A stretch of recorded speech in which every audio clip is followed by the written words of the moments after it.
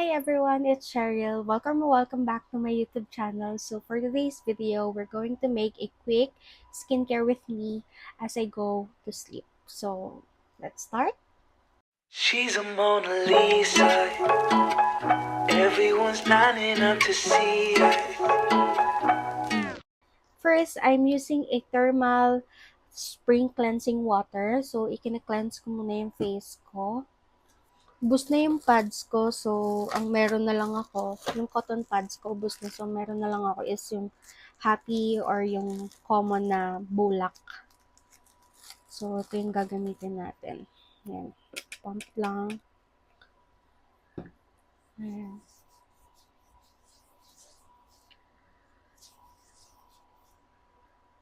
See? It's dirty.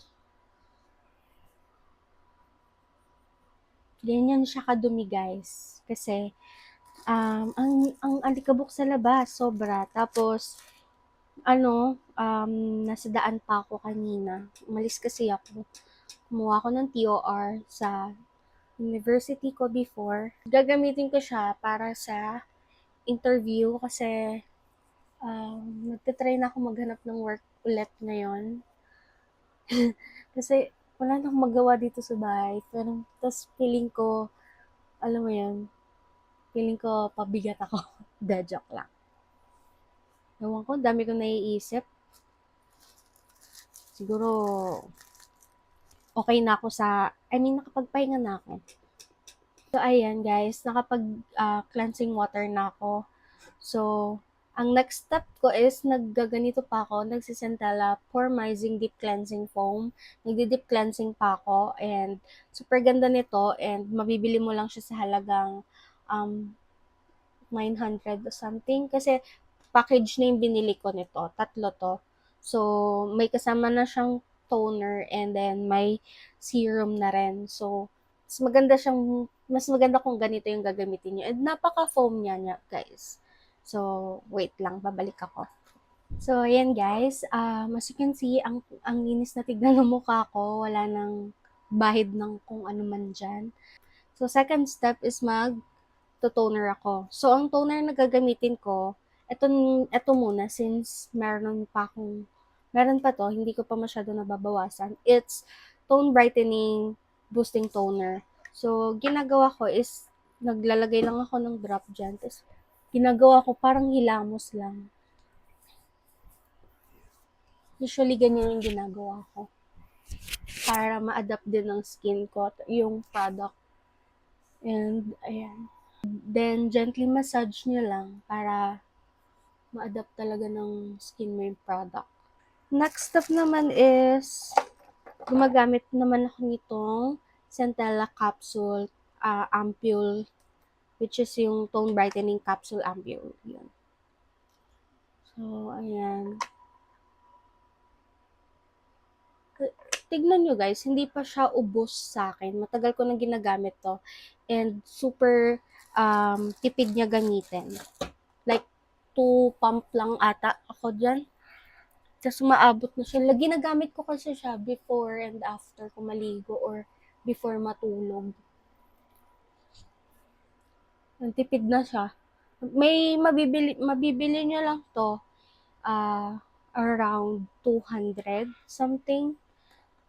Ganyan siya kaliit pero matipid siya and napaka-effective niya. Yun yung nagbibigay sa skin ko ng glowing effect din. Hindi ko charge yung fan ko kasi napakatamad kong mag-charge. Magcha-charge na lang, hindi pa magawa. So, ayan, pinapatuyo ko lang yung face ko gamit itong nabili ko sa Bolinaw na pamaypay na napakaganda and malakas yung hangin pag ginaganon. Wala lang, pinopromote ko lang din pati yung Bolinaw pamaypay. Ganda nito, promise. Ayan, pwede na tayo moisturizer. So, ang moisturizer na ginagamit ko itong Bioten Skin Moisturizing Gel Cream na for normal to combination type of skin. So, ganyan siya.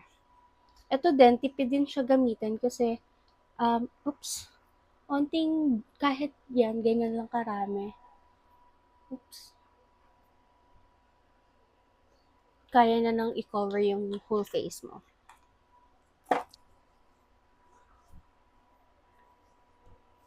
Kita nyo yung glow, guys? 'Di ba? Ganyan yung kailangan na kailangan ko. Lalo na sa face ko, minsan ang dry, minsan napaka-oily. So, good thing na meron akong ganito kasi it's for normal to combination skin type. Meron din ako for dry skin and sensitive skin. So, ito madalas ko ginagamit every morning or day. Ito, ginagamit ko siya pang night. Wala lang, parang mas prefer ko silang gamitin ng ganung way, lalo na na-help nila yung skin ko. Both nakaka-help, kasi minsan magulo din yung skin ko. Minsan ang dry, minsan napaka-oily. Yung kalaban ko talaga is super oily. Ang oily ko talaga minsan. So, next step is mag anti-aging ako, which is yung multi-collagen anti-wrinkle day cream SPF 10. So, may SPF na siyang kasama. So, patuyuin ko muna pala yung face ko. Medyo basa pa. Ayan. So, next is, ayan, ang ganda, diba? Ang glowing ng skin ko. So, next step, ito, kahit onti lang din yung ilagay nyo kasi super kaya niyang i-cover yung face nyo. Kahit ganyang dot lang.